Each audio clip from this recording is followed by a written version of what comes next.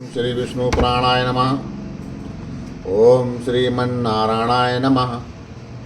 श्री विष्णु पुराण छठवें अंश का पहला अध्याय कली धर्म निरूपण का वर्णन सुनिए। श्री मैत्रेय जी कहते हैं, व्याख्याता भवता सर्गवंशमनवंतरम स्थितः वंशानुचरितं चैव विस्तारेण महामुने श्रोतुमिच्छामहं तवत्तो यथा वधुपसंगितम महाप्रलय संज्ञानाम च कल्पांते च महामुने। हे महामुने, आपने सृष्टि की रचना, वंश परंपरा और मनवंतरों की स्थिति तथा वंशों के चरित्र का विस्तार से वर्णन किया। अब मैं आपसे कल्पांत में होने वाले प्रलय, महाप्रलय नामक संसार के उपसंहार का यथावत वर्णन सुनना चाहता हूँ। तब पराशर जी कहते हैं, मैत्रेय श्रूयता नाम मत्तो यतः वधूपसंगितः कल्पान्ते प्राकृते चैव प्रलये जायते यथा अहोरात्रं पितॄणां तु मासो याब्द स्त्री दिवोकासां चतुर्युगे सहस्रे तु ब्रह्माणो वैदुजोत्तमं कृतं त्रेता द्वापरं चाकलीश्चेति चतुर्युगं दिव्यवर्षसहस्रस्तु तदा द्वादशक्ति विरुच्यते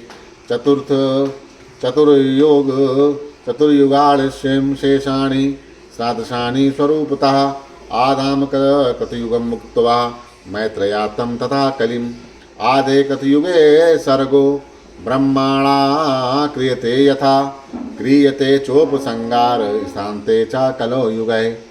हे मैत्रेय, कल्पांत के समय यानी कल्प के अंत के समय प्राकृतिक प्रलय में जिस प्रकार जीवों का उपसंहार होता है वो सुनो। हे द्विजोत्तम, मनुष्यों का 1 महीना, पितृगण का 1 वर्ष, देवताओं का और 2 सहस्त्र चतुर्युग, ब्रह्मा का 1 दिन और रात होता है। मनुष्यों का 1 मास, पितृगण का 1 मास पितृगण का और 1 वर्ष देवगण का और 2 सहस्त्र चतुर्युग ब्रह्मा का 1 दिन और रात होता है।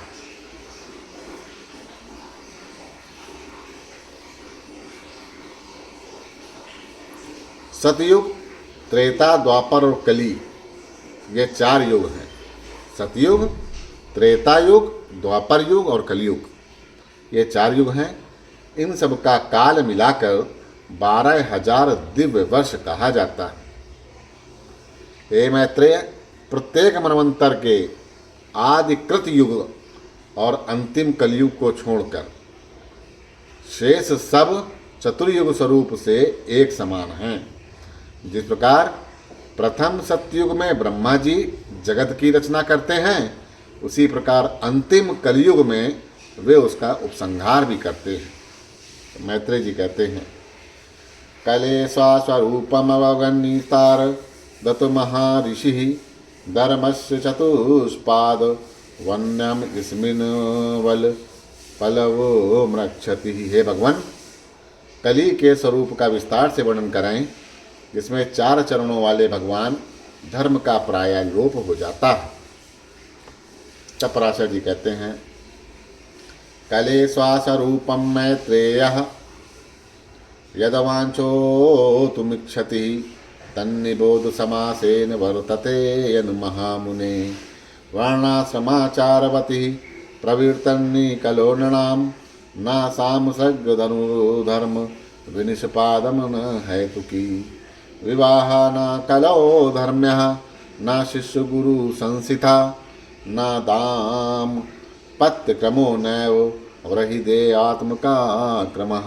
हे मैत्रेय, आप जो कलयुग का स्वरूप सुनना चाहते हैं, उस समय जो कुछ होता है वह संक्षेप से सुनिए।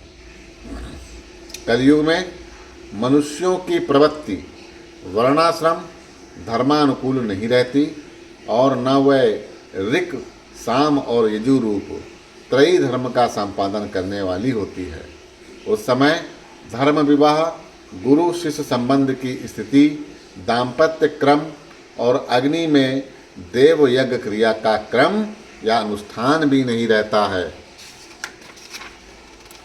यत्र कुत्र कुले जातो बलि सर्वेश्वरः कलौ सर्वेभ्यम एव वर्णभ्यो योग्या कन्यावरोधने येन केन चा योगेन द्विजाति दीक्षितः कलौ यैव सैव चा मैत्रेय प्रायिषचत्तं कलो क्रिया सर्वमेव कलौ शास्त्रं यस्य यादुचनं दुजा देवता न कलौ सर्वा सा सर्वस्य चाश्रमम् उपवास शस्त्रथायासु वित्योत्सर्ग स्तपः कलौ धर्मो यथा विरुचुतः अनुष्ठानम नरे अनुष्ठिता। कलयुग में बलवान होगा वही सबका स्वामी होगा, चाहे किसी भी कुल में क्यों न उत्पन्न हुआ हो, वह सभी वर्णों से कन्या ग्रहण करने में समर्थ होगा। उस समय द्विजातिगण जिस किसी उपाय से अर्थात निषुद्ध द्रव्य आदि से भी दीक्षित हो जाएंगी और जैसी तैसी क्रियाएं ही प्रायश्चित मान ली जाएंगी। हे द्विज, कलयुग में जिसके मुख से जो कुछ निकल जाएगा वही शास्त्र समझा जाएगा। उस समय सभी भूत प्रेत मशान आदि देवता होंगे और सभी के सब आश्रम होंगे। उपवास, तीर्थ आदि, काय कलेश, धन दान और तप आदि अपनी रुचि के अनुसार अनुष्ठान किए हुए ही धर्म समझे जाएंगे। वित्तेन भविता पुंसानाम स्वाल्पनाहि मदा कलौ स्त्रीणानाम रूपमदस्यैवं केशरः भविष्यति सुवर्णमणिरत्नः आदि वस्त्रे चोपोषयं ददे कलौ स्त्रियो भविष्यन्ति ततः केशरलं रङ्कृतः परित्याचयन्ति भर्तारं वित्तहीनं तथा स्त्रियः भर्ता भविष्यति ही कालो वित्तवान् रोचिताम। कलयुग में अल्पधन से ही लोगों को धनाढ्य का गर्व हो जाएगा, केशों से ही स्त्रियों को सुंदरता का अभिमान होगा। उस समय स्वर्ण मणि रत्न और वस्त्रों के क्षीण हो जाने से स्त्रियां केश कलापों से ही अपने को विभूषित करेंगी। जो पति धनहीन होगा उसे स्त्रियां छोड़ देंगी। कलयुग में धनवान पुरुष ही स्त्रियों का पति होगा। यो वै ददाति बहुलं स्वं सा स्वामी सदा नृणां स्वामी वत्त हेतु संबंधो न चाभिजनतः तथा रहन्ता द्रव्यसंगता द्रव्यन्ता च तथा मति अर्थाश चात्मोपभोगयन्ता भविष्यति ही कलो युगे। जो मनुष्य चाहे वो कितना ही निंद हो, अधिक धन होगा वही लोगों का स्वामी होगा। यह धन दान का संबंध ही स्वामित्व का कारण होगा, कुलीनता नहीं होगी। कली में यानी कलयुग में सारा द्रव्य संग्रह घर बनाने में ही समाप्त हो जाएगा, दान पुण्य आदि में नहीं। बुद्धि धन संचय में ही लगी रहेगी, आत्मज्ञान में कभी नहीं लगेगी। सारी संपत्ति अपने उपभोग में ही नष्ट हो जाएगी, उससे अतिथि का सत्कार नहीं होगा।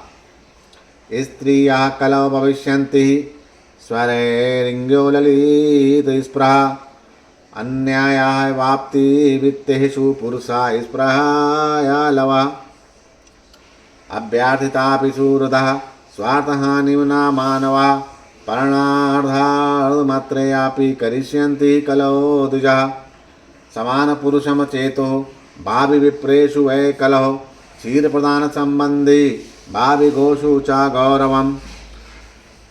कली काल में यानी कलयुग में स्त्रियां सुंदर पुरुष की कामना से स्वेच्छाचारणी होंगी तथा पुरुष अन्यानुपार्जित धन के इच्छुक होंगे।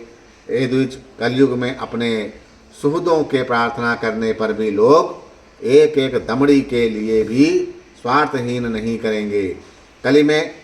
कलयुग में ब्राह्मणों के साथ शूद्र आदि समानता का दावा करेंगे और दूध देने के कारण ही गौओं का सम्मान होगा। अनः वृष्टि भया प्राह प्रजः क्षुद्रया कातरः भविष्यन्ति हि तदा सर्वे लग्नासक्तदृष्टयः कंदमूलफलहारः रास्तः पास इव मानवः आत्मानामगत हि असन्ति अनावृष्टयादिदुःखितः। उस समय संपूर्ण प्रजा क्षुधा की व्यथा से व्याकुल हो जा प्राय अनावृष्टि के भय से सदा आकाश की ओर दृष्टि लगाए रहेगी। मनुष्य अन्न का अभाव होने से तपस्वियों के समान केवल कंदमूल और फल आदि के सहारे ही रहेंगे तथा अनावृष्टि के कारण दुखी होकर आत्मघात भी करेंगे। दुर्भिक्षमेव सततं ततः कलेशमनीश्वरः प्रापसयन्ति व्यातसुखप्रमोदा मानवः कलौ स्नान भोजिनो नग्निदेवतातिथिपूजनं करिष्यन्ति कलौ प्राप्ते न चाह पिंडो आदि क्रियां। कलयुग में असमर्थ लोग सुख और आनंद के नष्ट हो जाने से प्रायः सर्वदा दुर्भिक्ष तथा कलेश भी भोगेंगे। कलयुग के आने पर लोग बिना स्नान किए ही भोजन करेंगे। अग्नि देवता और अतिथि का पूजन नहीं करेंगे और न ही पिंडोदक क्रिया ही करेंगे। लोलुपा हास्मदेहायश्च ब्रह्मानन्दतपरः बाहुप्रजायल्पभागयश्च भविष्यन्ति हि कलौ स्त्रियः उभाभयामपि पाणिभ्यानामशिरकण्डूयनं स्त्रियः कुर्वन्तयो गुरुभातॄणामाज्ञानामभेदसङ्गतं नादरः स्वापोषणपरः क्षुद्रादेः संस्कारवर्जितः पुरुषनदभाषण्यो भविष्यन्ति हि कलौ स्त्रियः दुशीला दुष्टशीलेषु कुर्वन्त संसन्ततं स्पृहाम् असद्वृत्ता भविष्यन्ति पुरुषेषु कुलांगनः। उस समय की स्त्रियां विषय लोलूप, छोटे शरीर वाली, अति भोजन करने वाली, अधिक संतान पैदा करने वाली और मंदभाग्या होंगी। वे दोनों हाथों से सिर खुजलाती हुई अपने गुरुजनों और पतियों के आदेश का अनादर पूर्वक खंडन करेंगी। कलयुग की स्त्रियां अपना ही पेट पालने में तत्पर, क्षुद्र चित्त वाली, शारीरिक सोच से हीन तथा कटु और मिथ्या भाषण करने वाली होंगी। उस समय की कुलंगनाएं निरंतर दुष्चरित्र पुरुषों की इच्छा रखने वाली एवं दुराचारणी होंगी तथा पुरुषों के साथ असद व्यवहार करेंगी। वेदादानं करिष्यन्ति बडवरश्चाकृतवतः ग्रह स्थानयश्च न होशयन्ति दासयन्तु चिन्तनापि वानप्रस्था भविष्यन्ति ग्रम्याहार परिग्रह विभवश्चापि मित्रयादिः स्नेह संबंध यंत्रणा। ब्रह्माचारिगण वैदिक व्रत आदि से हीन रहकर ही वेद का अध्ययन करेंगे और गृहस्थ गण ना तो हवन करेंगे ना तो सतपात्र को उचित ही दान देंगे। वानप्रस्थ वन के कंदमूल को छोड़कर ग्राम्य भोजन को स्वीकार करेंगे और सन्यासी अपने मित्र आदि के स्नेह बंधन में ही बंधे रहेंगे। आरक्षितहरो हर्तारसा शुल्क कव्या ये जनः पार्थिवा हारिणो जानवित्यानां संप्राते तु कलौ युगे यो यो स्वार रथ नागदण्डयस्य स राजा भविष्यति यश यश्चाबल स सर्वस्यः सा वृत्त्यः कलौ युगे वैश्यः कृष्णमाणीय जाधि संत्यज्य निजकर्मितः शूद्रवृत्त्या प्रविश्यन्ति कारो कर्मो वापि जीविनः भयच्च व्रतपरः शूद्रः प्रवज्जलानीङ्गनो दमः पाषाणसङ्ग्रस्यः वृत्तमाश्रयन्ति शतकृता दुर्भक्षीकरपीडाभिरवोपतुता जना गोधून मानवाण्ड्यादेश यासन्ति दुःखिता। कलयुग के आने पर राजा लोग प्रजा की रक्षा नहीं करेंगे बल्कि कर लेने के बहाने प्रजा का ही धन छीनेंगे। उस समय जिसके पास बहुत सी हाथी घोड़े रथ होंगे वह ही राजा होगा और जो शक्तिहीन होगा वह सेवक होगा।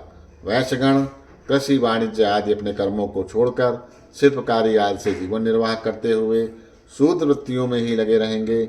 आश्रम आदि के चिन्ह से रहित अधम शूद्रगण संन्यास लेकर भिक्षावृत्ति में तत्पर रहेंगे और लोगों से सम्मानित होकर पाखंड वृत्ति का आश्रय लेंगे। प्रजाजन दुर्भिक्ष और कर की पीड़ा से अत्यंत उपद्रव युक्त और दुखित होकर ऐसे देश में चले जाएंगे जहां गेहूं और जौ की अधिकता होगी।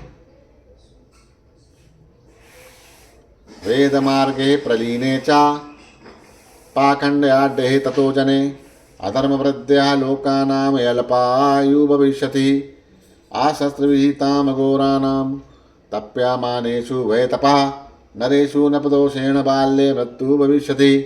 उस समय वेद मार्ग का लोप, मनुष्यों में पाखंड की प्रचुरता, अधर्म की वृद्धि होने से प्रजा की आयु अल्प हो जाएगी।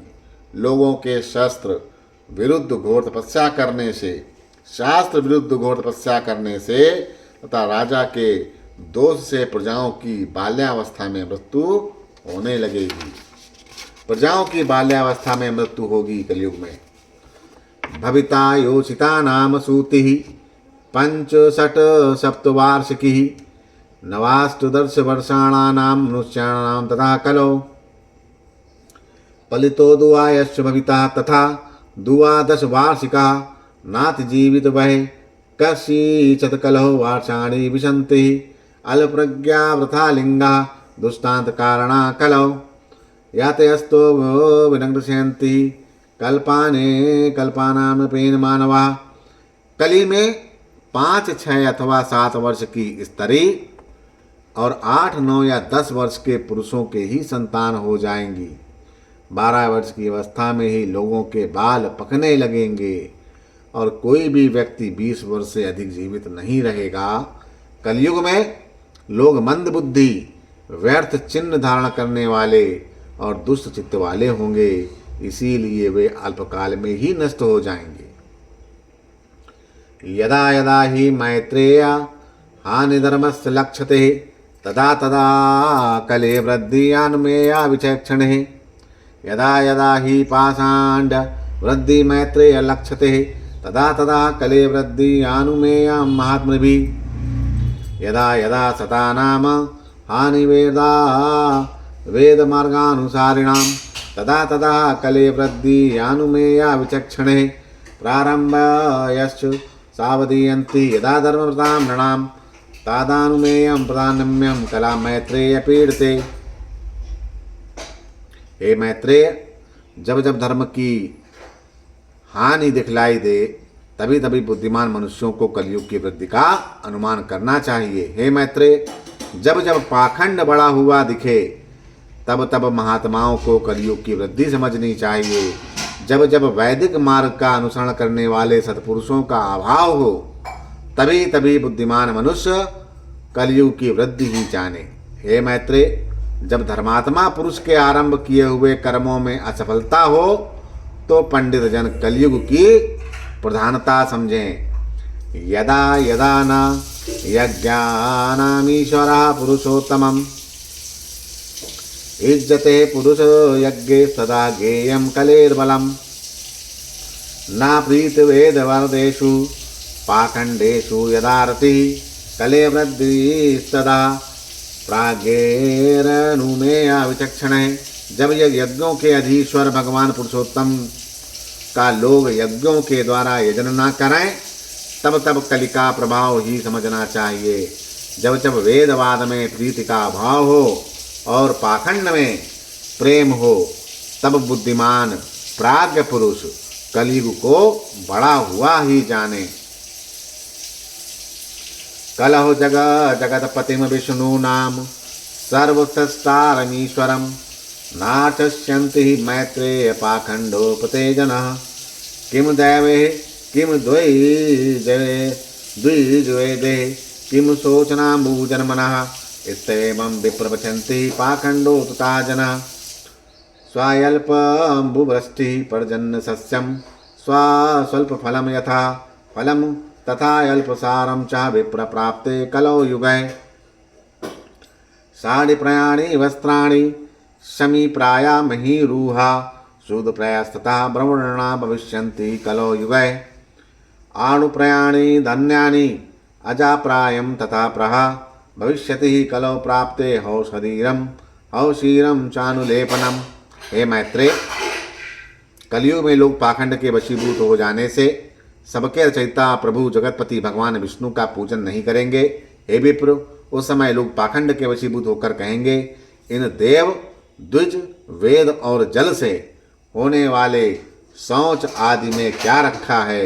हे विप्र, कली के आने पर वृष्टि अल्प जल वाली होगी, खेती थोड़ी उपज वाली होगी और फल आदि अल्प रसार युक्त होंगे।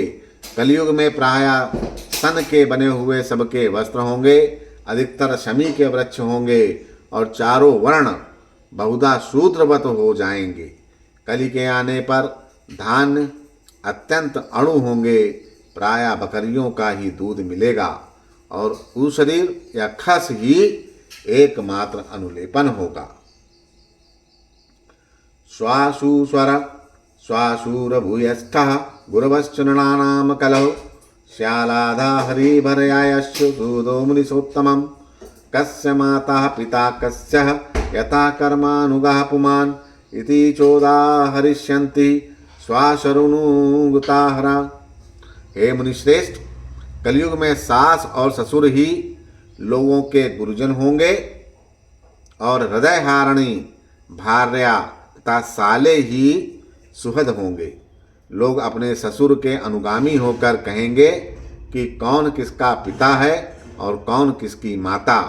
सब पुरुष अपने कर्मानुसार जन्मते और मरते रहते हैं। सब पुरुष अपने कर्म के अनुसार जन्म लेते हैं और मरते हैं। वाण्डमनः काय जेदोशर विभूतः पुनः पुनः नरः पापन्यनुदिनं करिष्यन्ति अल्पमेधसः निस्सन्तावनां शौचानां निर्हिकाणानां तथा नृणां यद्दुःखो दुःखाय तत्सर्वः कलिकाले भविष्यति। निस्वाध्यायवष्टकारे स्वादाः स्वाहा विभाजते तथा प्राविरणो धर्मः क्वाचिल्लोके निवसयति तत्राप्रणेव प्रयत्नेन पुण्यस्कन्धमनुसत्तमं करोति यं कृतः युगे क्रियते तपसा ही सः। उस समय अल्प बुद्धि पुरुष बार बार वाणी, मन और शरीर आदि के दोषों के वशीभूत होकर प्रतिदिन पुनः पुनः पाप कर्म करेंगे। शक्ति, शौच और लज्जाहीन पुरुषों को जो जो दुख हो सकते हैं, कलयुग में वे सभी दुख उपस्थित रहेंगे। उस समय संसार के स्वाध्याय और वशटकार से हीनता, स्वधा और स्वाहा से वर्जित हो जाने से कहीं कहीं कुछ कुछ धर्म रहेगा, किंतु कलयुग में मनुष्य थोड़ा सा प्रयत्न करने से ही जो अत्यंत उत्तम पुण्य राशि प्राप्त करता है, वही सतयुग में महान तपस्या से प्राप्त किया जा सकता है। ओम इति श्री विष्णु पुराणे षष्ठांशे प्रथमोध्यायः। इस प्रकार विष्णु पुराण के छठे अध्याय का छठे अंश का पहला अध्याय समाप्त हुआ। बोलो श्रीमन्नारायण नमो नमः। श्री विष्णु भगवान की जय।